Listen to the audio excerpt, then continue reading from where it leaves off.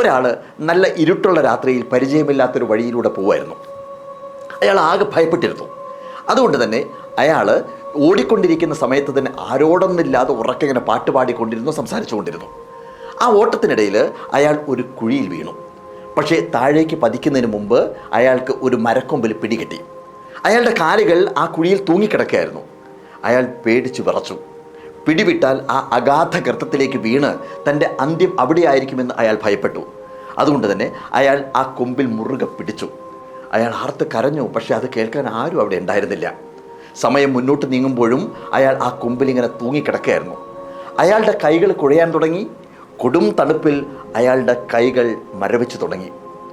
ഗത്യന്തരമില്ലാതെ അവസാനം അയാളുടെ കൈകൾ കൊമ്പിൽ നിന്ന് പിടിവിട്ട് താഴേക്ക് വീണു. അതോടെ അയാൾ പൊട്ടിച്ചിരിക്കാൻ തുടങ്ങി. കാരണം അയാളുടെ കാലുകൾ നിലത്തേക്കെത്താനായി വെറും ഒരടി അകലത്തിലായിരുന്നു അയാൾ തൂങ്ങിക്കിടന്നത്.